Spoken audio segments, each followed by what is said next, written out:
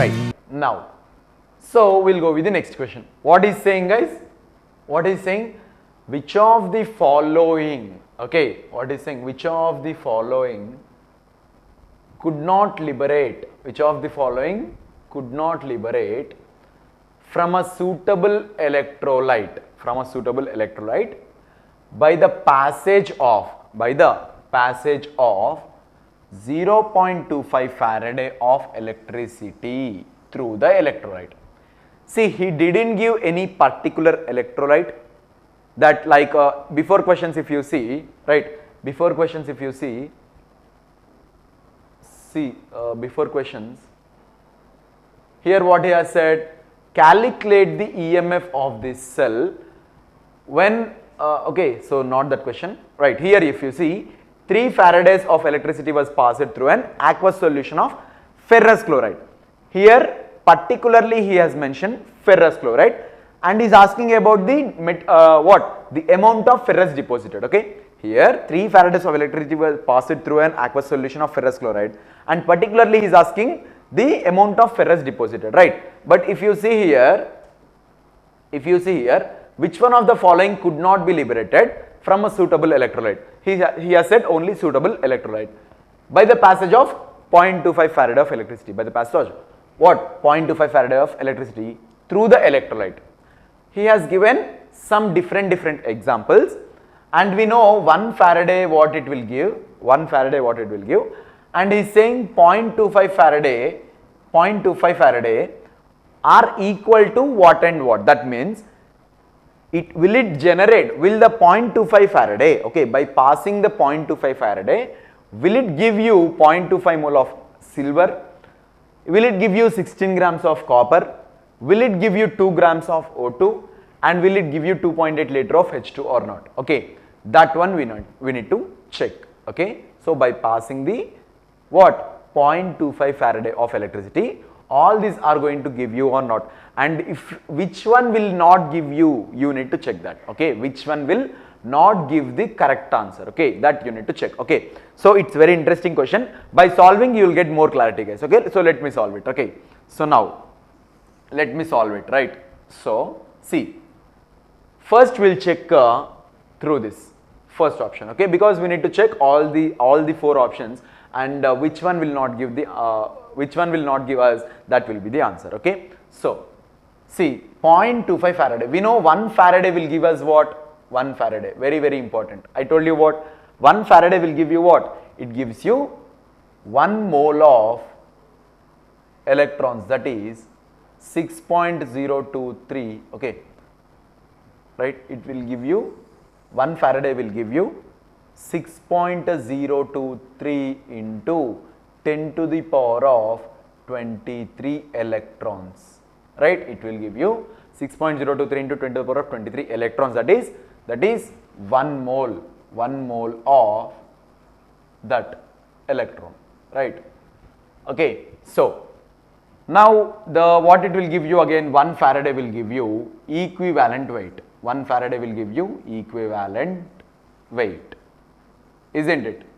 1 Faraday will give you equivalent weight, and 1 Faraday will give you what? 1 Faraday, it will give you the what we have, guys, next it is going to give you the coulombs, 96,500 coulombs, 96,500 coulombs of electricity, that is charge, right? 1 Faraday is equal to 6.023, that one, and equivalent weight, and it is equal to 96,500 coulombs, right?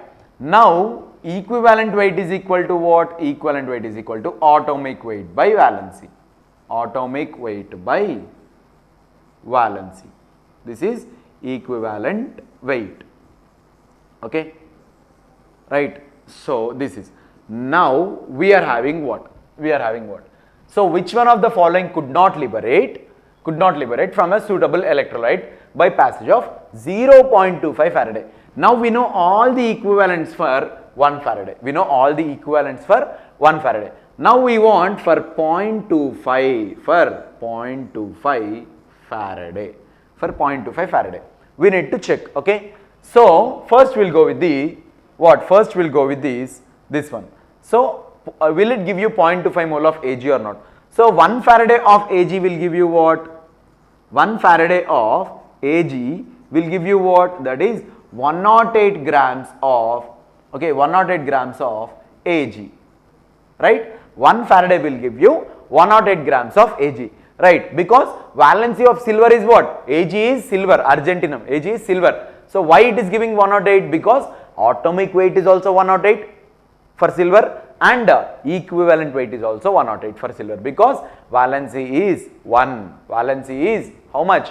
Because atomic weight is equal to 108 grams of silver, okay, and equivalent weight is how much? Equivalent weight is equal to atomic weight by valency, and here valency is equal to 1, so atomic weight is equal to equivalent weight is equal to 108 for silver, okay. Atomic weight is equal to equivalent weight is equal to 108 for silver, right? So this is the concept if you have. Now we will go with the problem solving, okay. What he has given, see, for 0.25 will it give you same or not? So we know 1 Faraday is going to give you 108, then 0.25 will give you what? Faraday. It will also give you what? 0.25 of Ag, because 1 Faraday will give you 1 mole, right? This is 1 mole. This is 1 mole of Ag. 1 mole of Ag, right? So 0.25 will also give you the 0.25 mole of Ag, right? Because we know valency is 1. 108 is nothing but 1 mole is what? 1 mole is equal to atomic weight. 1 mole is equal to atomic weight. 1 mole of anything is equal to atomic weight, right? So 1 mole if it is equal to atomic weight, then atomic weight is equal to equivalent weight, na? Equivalent weight, right? Atomic weight is equal to equivalent weight for silver, okay. Atomic weight is equal to equivalent weight for silver, that is equal to 1 mole, right? Now 1 mole is equal to 108 grams, means equivalent weight is also 108 grams, na? Then for silver it will give you 0.25 mole, okay, 0.25 mole. 1 mole is equal to atomic weight, which is 108 grams. So 1 mole is 108 grams, means 1 Faraday is giving you 1 mole. Then 0.25 Faraday will give you what? 1 mole is giving you 1 Faraday, right? 1 mole is giving you 1 Faraday, because it is equal to atomic weight, and which is equal to equivalent weight, because valency is 1. So 1 mole if it is giving you 1 Faraday, then 0.25 Faraday will give you what? 0.25 mole, which is the option 1 is correct, okay. Option 1 is correct, but he is saying what? Could not be liberated. He is saying could not be liberated. It can be liberated, right? 0.25 mole will be liberated. So that is not the answer, right? So this is wrong, because he is asking could not be liberated. He is asking could not be liberated, right?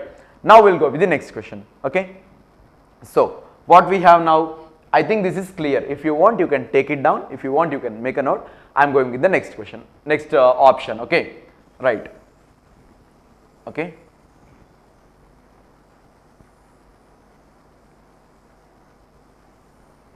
Right, take it down guys, I am solving the next option now, right, okay. So what do we have? 16 grams of Cu, will it liberate or not? Let us see, okay. Will it liberate 16 grams of Cu or not? Which one? 0.25 Faraday, let us see. So 1 Faraday will give you what? Equivalent weight, we know, right. For copper, now for copper, what do we have? For copper we have atomic weight is equal to, for copper we have atomic weight is 63.5 grams. So equivalent weight is how much? Equivalent weight is how much? That is atomic weight by valency. Atomic weight by valency. That is what? 63.5 divided by valency. Valency is what? 2. Right? So it is what? It is equal to, okay. So it is equal to 31 point, okay. It is equal to 31 point what? 31.75. 31.75. It is equivalent weight. So one so 1 Faraday is giving you equivalent weight. So equivalent weight is how much now? It is 31.75. Okay. Now 1 Faraday is equal to 31.75.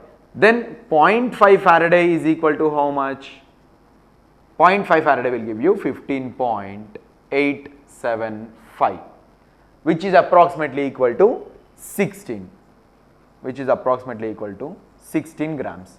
Right. Now we are getting the 16 grams for 0.5 Faraday only. We are getting the 16 grams for how much? For 0.5 Faraday only, right? For 0.5 Faraday only. Then this could not be liberated. This could not be liberated by sending 0.25 Faraday. Okay, right? We are getting what? We are getting 16 grams. We are getting 16 grams by passing 0.5 Faraday only. But he is asking for 0.25. He is asking for 0.25. Then this could not be liberated, right? This could not be liberated. So he is asking what? He is asking for which one could not be liberated. He is asking for which one could not be liberated. So this is the right answer. Okay. First check for 1 Faraday. First check for 1 Faraday. Then check for 0.5 Faraday. How much is giving? Then check for 0.25 Faraday. We have got for 1 Faraday it is giving equivalent weight. Equivalent weight is how much? 31.75. So 1 Faraday will give you 31.75 of copper. Then 0.5 Faraday will give you divided by 2 na 16 grams of, which is what? 31.75 divided by 2. Okay. So 1 Faraday will give you 31.75, right? 1 Faraday will give you 31.75 grams of Cu. Then 0.5 Faraday is water, which is 31.75 divided by 2, isn't it? Isn't it? So it will give you 0.5 Faraday will give you 31.75 divided by 2, which is equal to 15.875, which is equal to 16 grams. So this could not be liberated. So this is our right answer. Okay. Now how do we know that these are not? So let us check. Let us check. Why not? Okay. So let us check for this one. So what is saying? What is saying? 2 grams of O2. 2 grams of O2. Isn't it right or not? Okay. Let us see. Let us see. So what do we have? What is the atomic weight for oxygen? What is the atomic weight for oxygen? It is 16. It is 16. So let us see. So 1 Faraday will give you equivalent weight of O2. Equivalent weight of O2. Equivalent weight of O2 is how much? It is 8, because atomic weight is 16, right? Equivalent weight is O2, that is atomic weight divided by valency. Atomic weight divided by valency, which is equal to 16 divided by 2, which is equal to 8 grams, which is equal to 8 grams. So 1 Faraday of O2 is giving you 8 grams of oxygen, right? 1 Faraday of O2 is giving you 8 grams of oxygen. So what we have? 1 Faraday is equal to, right? So what we have? He is asking for 0.25. He is asking for 0.25. So 0.25 is equal to 0.25 Faraday will give you what? Let us check. So first let us check for 0.5. So 0.5 will give you what? Which is equal to 8 grams divided by 2, that is equal to 4 grams. That is equal to 4 grams. Isn't it? Now 0.5 is giving you 4 grams. Then what is asking? 0.25. He is saying for 0.25. So 0.25 is water. So 0.25 Faraday is equal to 0.25 Faraday is equal to again 0.5 by 2, that is 4 by 2, that is equal to 2 grams. So 2 grams of O2. Okay. So see, 0.25 Faraday is equal to 2 grams of O2. 0.25 is equal to 2 grams of O2. That's it. Okay. So it is also giving you, so this is not an answer because he's asking for which one could not be liberated. This can be liberated, this one can be liberated, this one cannot be liberated, this one could be liberated, so this also could be liberated. So this is also wrong, this is also wrong, this is also wrong, and this is our right answer. Okay, is that clear? So make a note of that. We'll go with the next question. I hope you're clear up to this, right? Are you clear up to here? So make a note of this, guys, clearly, so that we'll go with the next question. First check for 1 Faraday, it is equivalent weight. Then check for 0.5 Faraday divided by 2. Then check for 0.25 Faraday, again divided by 2. Then our answer will be got. Okay, so take a note. Okay, we'll go with the next question. Right, I hope you're clear with that, guys. Right, now we'll go with the next question. Right, so what we have seen? What we have seen? We have seen this one, right? This is a answer. This is the answer, isn't it? Okay, now the second question is what? During the electrolysis of brine, 710 grams of Cl2, 710 grams of Cl2 was liberated at an anode. Okay, during the electrolysis of brine means water. Brine is what? It is NaCl. Brine is NaCl. Okay, so the weight of a NaOH, okay, the weight of a NaOH formed at a cathode. Where does the NaOH forms? The weight of the NaOH formed, he's asking, right? So if you see how to do this question, it is very simple. Don't get panic, okay? What is saying? There was an electrolysis process. So during that electrolysis of NaCl, brine is NaCl, okay. So 710 grams of Cl2. Where did you see? Listen the word brine, guys. In the water treatment, if you see, water treatment chapter, if you see, to wash the resins, we are using brine solution. Okay. After the zeolite is completed, to wash that we are using with NaCl, not anionic and cationic resins. After the zeolite bed, in that zeolite bed, the Na salt will be finished. So to reoriginate, okay, to regain that Na, we are using this NaCl brine solution to wash that. Okay, right? So that is what he's saying. Okay, so during the electrolysis of brine, 710 grams of Cl2 was liberated at anode. The weight of NaOH formed, he's asking, right? Now let us see. If you see, to solve this, we need to use, okay, we need to write the equation, chemical equation, okay. So chemical equation, what? Electrolysis. So electrolysis chemical equation is what? So NaCl plus H2O will give you NaOH plus okay, NaOH plus we have Cl2, right? We have Cl2, okay, NaOH plus Cl2. Now if you see, here we have one Na, okay, right? And here we have two hydrogens, here we have only one hydrogen, so to put 2 here, okay. So here we have only one oxygen, here we have 2 oxygens, so take here 2. So that we'll get 4 hydrogens here, so again plus H2, right? Here we have 2 Na, but here we are having only 1 Na, so put a 2 here, put a 2. So 2 Na, clear. 4 hydrogens, 2 hydrogens here, okay, 2 hydrogens here, and 2 hydrogens here, so 4 hydrogens, 2 oxygens here, fine, okay, 2 chlorine here, Cl2, clear, okay. Now if you see, he's saying 710 grams of Cl2, but actually how much Cl2 we are getting? By this equation we are getting this Cl2. How much is there Cl2 there? What is the weight of that Cl2? That is, Cl2 is nothing but 2 into chlorine. Atomic weight of chlorine is how much? Atomic weight of chlorine is 35.5, which is equal to 71,